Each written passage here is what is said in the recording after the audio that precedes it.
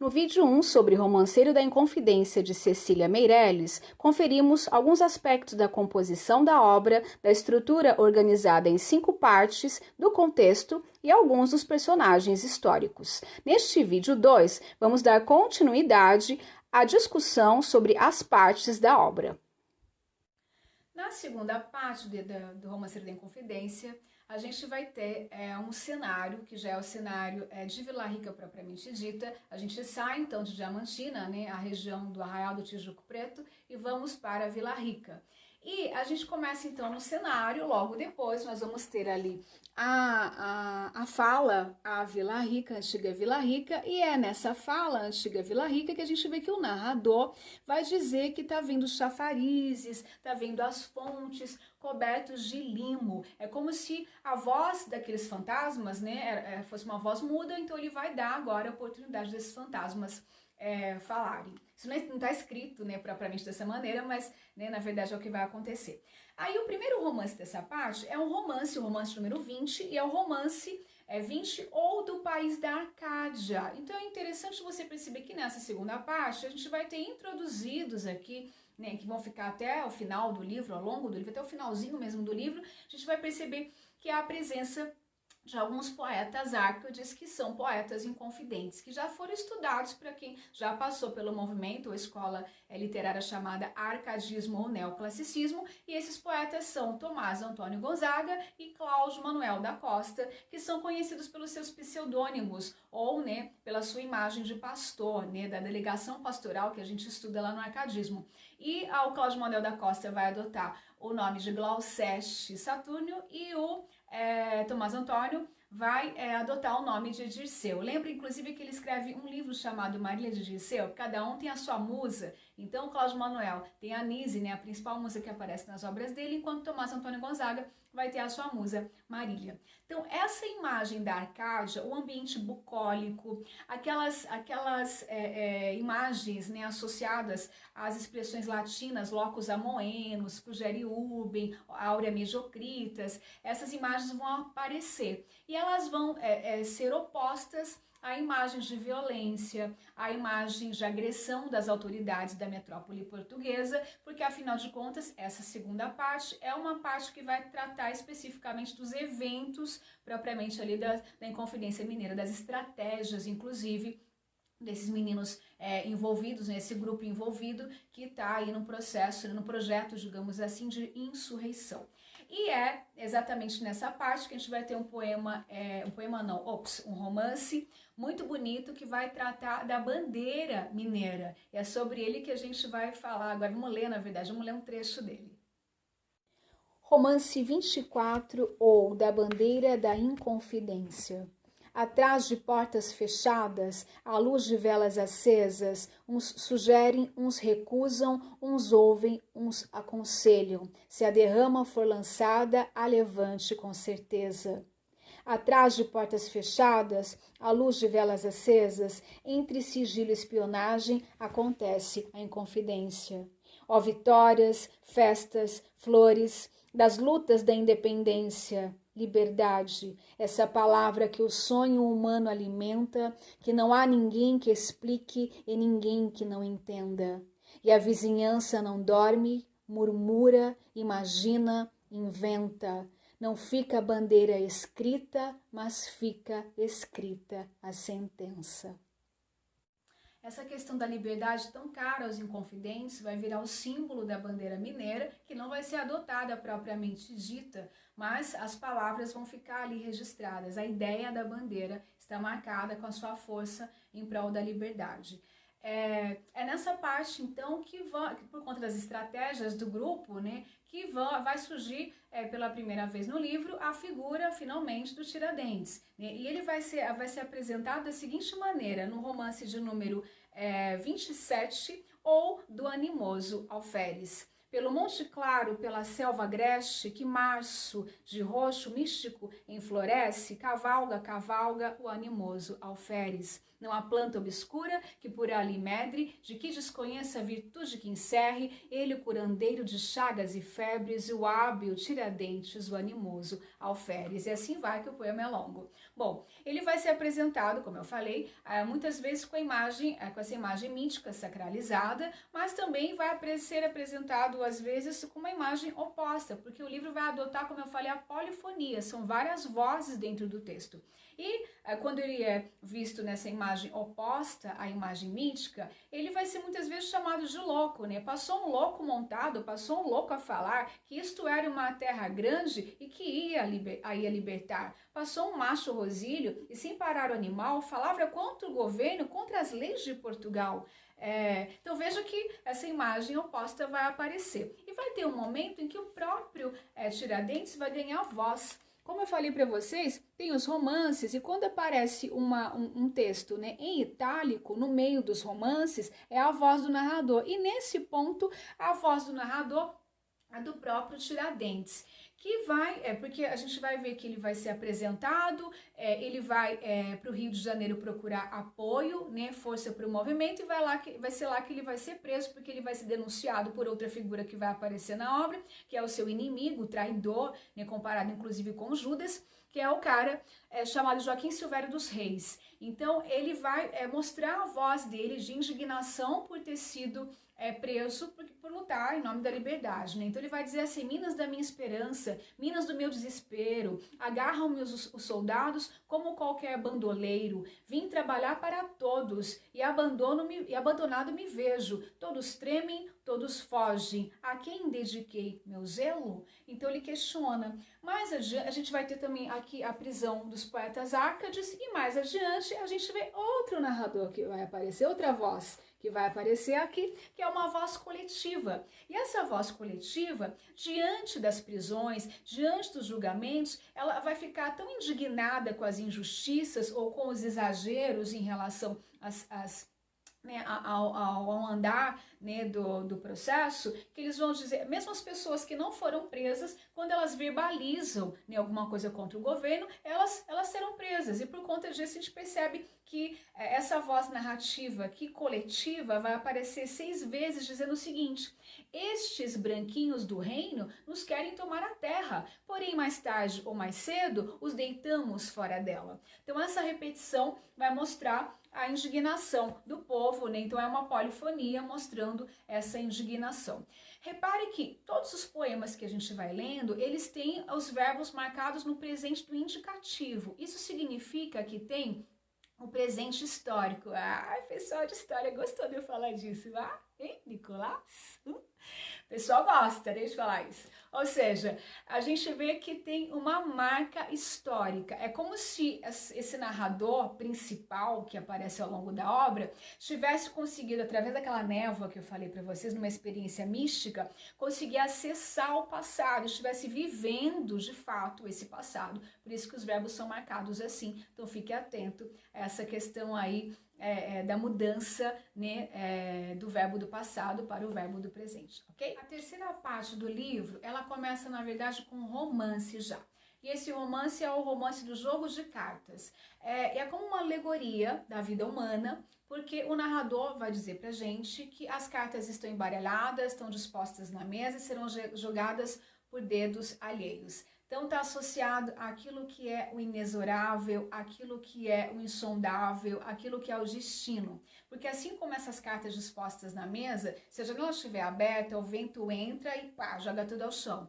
Então o mesmo pode acontecer com as vidas de todas as pessoas. Inclusive no início do romance ele diz assim: soldados, marinheiros, camponeses e fidalgos, ministros, gente da igreja, não há mais ninguém que seja fora dos vastos baralhos. Então o destino ele vai ser igual para todo mundo. Então, nesse sentido, essa parte, né, do livro, a terceira parte, ela vai abordar 2 momentos importantes, né, 2 eventos importantes, que serão a prisão dos poetas Árcades, né, Inconfidentes, que são Cláudio Manuel da Costa e Tomás Antônio Gonzaga, e também a prisão, né, vai mostrar a perseguição e a prisão e a execução do Tiradentes. É interessante perceber, quando a gente percebe que tem a abordagem ao poeta Cláudio Manuel da Costa, há uma dúvida que paira no ar, porque o Cláudio Manuel da Costa ele foi encontrado enforcado na prisão. E a voz aqui narrativa diz o seguinte: dizem que não foi atilho, nem punhal atravessado, mas veneno que lhe deram na comida misturado, e que chegaram doutores e deixaram declarado que o morto não se matara, mas que fora assassinado. Não creio que fosse morto por um atilho encarnado, nem por veneno trazido, nem por punhal enterrado. Nem creio que houvesse dito o que lhe for imputado. Sempre há um malvado que escreva o que dite outro malvado, e por baixo ponha um nome que se quer ver acusado. Então fica a dúvida sobre a morte dele, porque ele foi encontrado enforcado e as autoridades na época disseram que foi suicídio. No entanto, as igrejas de Vila Rica tocarão sinos em homenagem, né, a ele. E as igrejas, a igreja católica não toca sinos para suicidas, né? Então fica a dúvida, paira no ar. Inclusive o narrador fecha falando da morte do Cláudio da seguinte maneira: entre esta porta e esta ponte fica o mistério parado. Aqui Glauceste Saturnio, morto ou vivo disfarçado, deixou de existir no mundo, em fábula arrebatado, como arcas de ultramarino em 1000 amores enleado. Ele termina aqui, fecha sobre a morte, ou sobre a figura do Cláudio Manuel propriamente dita, com uma imagem dele enquanto poeta, pastor, né, cujo nome era Glauceste Saturnio.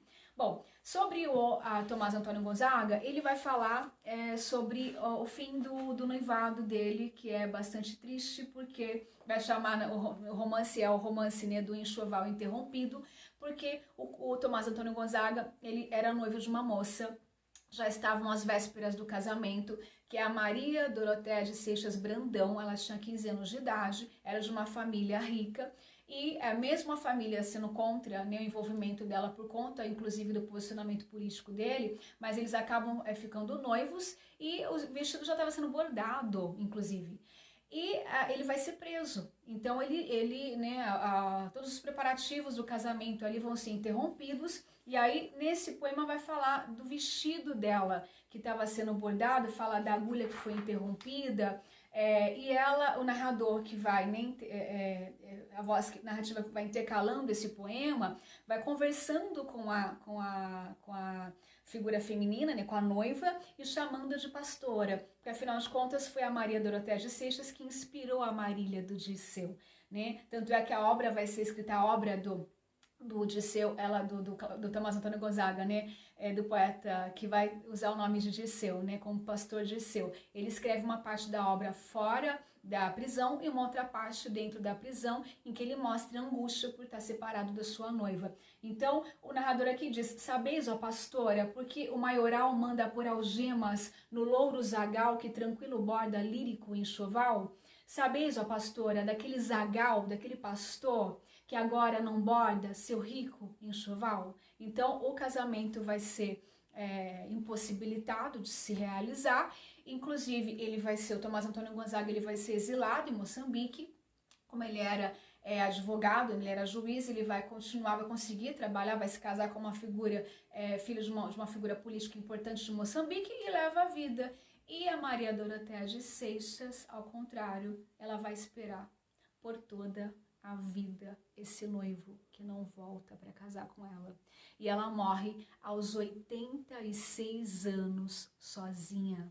Alguns poemas, né, para o final do livro, vão falar dessa solidão, da figura da Maria Dorotéia, né, ou da Marília, né, da musa Marília, vestida de negro, como se estivesse em luto, porque nunca vai se casar e acaba se tornando uma figura amarga à espera do nada. Bom, eu insisto com vocês a questão da polifonia. Então, a terceira parte, ela se encerra com, né, a captura, a execução do Tiradentes, e a gente vai ter várias vozes falando dessa execução, falando dessa perseguição, falando da sentença. Então, vai ter a voz do carcereiro, vai ter a voz do advogado de defesa, vai ter a voz até de um bêbado que acha que é um exagero tudo que fizeram com o Tiradentes, né? É muito alvoroço em torno da história. Enfim, então a gente percebe essa questão da polifonia. Na quarta parte, essa polifonia ela continua. Por que razão? Porque o narrador ele vai estar nos Jardins do Tomás Antônio Gonzaga. Então, são romances que vão tratar da Maria Dorotéia de Seixas, que fica em Minas, do exílio do Tomás Antônio Gonzaga em Moçambique, do casamento dele, fala inclusive da noiva com quem ele se casa, cita o nome dela, etc, etc. E a gente vai perceber que há algumas vozes que vão fazer vão maldizer, digamos assim, a imagem do pastor, a imagem do poeta, a imagem do poeta Arcade, inclusive. Então essas vozes vão dizer assim: entre pastores vivia a sombra da sua amada. Ele dizia Marília, ela Dirceu balbuciava. Já se ouviu mais tola história? Já se viu gente mais parva? Onde não há mais nem sombra dos amores que sonhava. Anda longe a pastorinha e agora já não se casa. Tanto amor, tanto desejo, desfez-se o fumo da fábula. Que isso de amores de poetas são tudo aéreas palavras. Então você vê que é uma imagem que vai maldizer, de fato, a produção da poesia Arcade e, em especial, a figura do Dirceu, né, e da própria figura da Marília, que fica por casar. Além dessa abordagem à vida, né, do Tomás Antônio Gonzaga e da Marília, pós prisão e pós-exílio, a gente também vai ver que tem uma figura feminina interessante, que é a Dona Maria, a louca. Aquela Dona Maria louca, que é a mãe do Dom João VI, aquele que veio em 1808 com a família real para o Brasil. Lembrou quem é? É a Dona Maria Louca, que vai ser a responsável por autorizar a sentença dada aos inconfidentes. Então, ela tem vários romances dedicados a ela na quinta parte, na quarta parte ainda, a gente já tá acabando, calma aí, não desista de mim, fica aí. Na quinta parte, na quarta parte, que são romances que vão falar da vida dela, que vão falar da perda do filho, que vão falar do processo de enlouquecimento dela, acho que ela anda pelas ruas do Rio de Janeiro, ela está no Rio de Janeiro nesse momento, ela está sentada num trono, né, de loucura, né, ela já não consegue mais diferenciar passado e presente, não consegue mais saber o que ela fez, o que ela não fez, então ela vai ganhar alguns romances que vão tratar inclusive daquela questão da memória, como a gente já falou aqui. Bom, vamos terminando de falar deste livro sensacional da Cecília Meirelles, e a última, quinta parte, começa com o cenário, e o cenário a gente ainda vê a rainha, que estava lá presente já na quarta parte, a rainha Dona Maria Louca. Sentada estava a rainha, sentada em sua loucura. Que sombras iam passando naquela memória escura? Vagas espumas incertas sobre afogada amargura. Vocês reparem que é interessante porque a voz que aqui está nos dizendo que ela está sentada na sua loucura. Ela já não consegue mais, né, pensar racionalmente, não consegue mais entender quem ela qual é o passado ao qual ela tá, com o qual ela está envolvida.